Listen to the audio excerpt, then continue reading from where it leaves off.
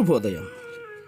Global బెతేనియా Calvary ministry తరపున ఈ ఉదయకాల సమయంలో మరొకసారి మీ అందరితో కూడా కలుసుకొని దేవుని యొక్క పరిశుద్ధమైన మాటలు ధ్యానించుటకును దేవుడు నాకు ఇచ్చిన మధురమైన అవకాశమును బట్టి దేవునికి ప్రత్యేకమైన వందనాలు తెలియచేసుకుంటూ ఉంటున్నాను. ఈరోజు కూడా పరిశుద్ధమైన వేద గ్రంథంలో నుండి మరొక చక్కటి మాటను చదువుకుందామండి. మార్కు సువార్త 4వ అధ్యాయము 4వ వచనాన్ని నేను చదువుతున్నాను. దయచేసి గమనించండి.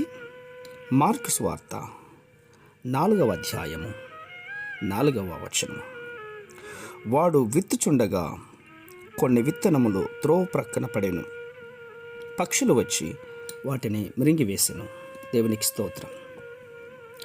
త్రోవ ప్రక్కన పడినటువంటి వారు ఎవరు అంటే, వాక్యానుసారంగా వారిలో వాక్యము అన్నటువంటిది విత్తబడుతుంది. కానీ వారు విన్న వెంటనే సాతాను వచ్చి వారిలో విత్తబడిన ఆ వాక్యాన్ని ఎత్తుకొని పోతాడన్నమాట. అర్థమైందా? ఈ త్రోవ ప్రక్కన ఉన్నటువంటి స్థితిలో ఉన్నవారు ఎంత వాక్యం విన్నా కూడా అది వారి గుండెల్లో నిలకడగా ఉండదు ప్రియులారా.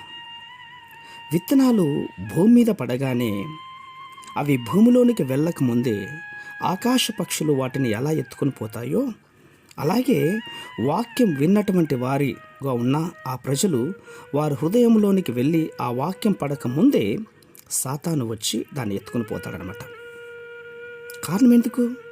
వారి హృదయము పాపం వలన కఠినమైపోయింది కాబట్టి అటువంటి వారు సాతాన బంధకంలో ఉన్నటువంటి వారుగా కనబడతారు ప్రియులారా. పొలంలో మనం కాలినడకన నడుస్తుంటున్నాం కదా, నడిచి ఆ బాట గట్టిపడిపోతుంది. అటువంటి స్థలంలో విత్తనములు పడినా కూడా అది లోపలికి వెళ్ళదు. పక్షులు దాన్ని ఎత్తుకొని పోతాయి. ఈరోజు అనేకమైన హృదయాలు సాతాను తాడు హృదయములుగా కనబడుతూ ఉంటున్నాయి.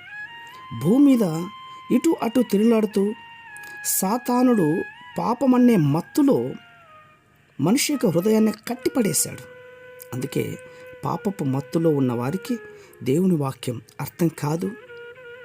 వారు విన్న మట్టుకు వింటారు కానీ దాన్ని గ్రహించలేకపోతూ ఉంటున్నారు. అవును, ప్రకృతి సంబంధమైనటువంటి మనుష్యుడు దేవుని ఆత్మ వలన ఆ వాక్యమును అంగీకరించలేక దాన్ని వెర్రతనంగా భావిస్తాడు. ప్రియ సహోదరుడా, 2 చేతులు జోడించి వేడుకుంటూ ఉంటున్నాను. ఈ మాటలు విన్న మాత్రమే కాదు కానీ విన్నటువంటి మాటలు నీ గుండెల్లో భద్రం పరచుకోవడానికి ఇష్టపడు. ఆ మాటలు నా మాటలు కాదు ప్రియులారా. ఇది పరిశుద్ధమైన దేవుని మాటలను గ్రహించి నీ గుండెల్లో ఒక్కసారి ఆలోచన చేయడానికి ప్రయత్నించి ఖచ్చితంగా యథార్థత ఏంటో నువ్వు కనుగొంటావు.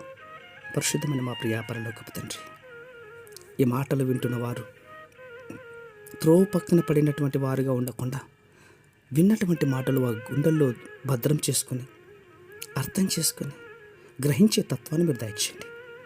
మారుమనసు దయచేయండి దేవా.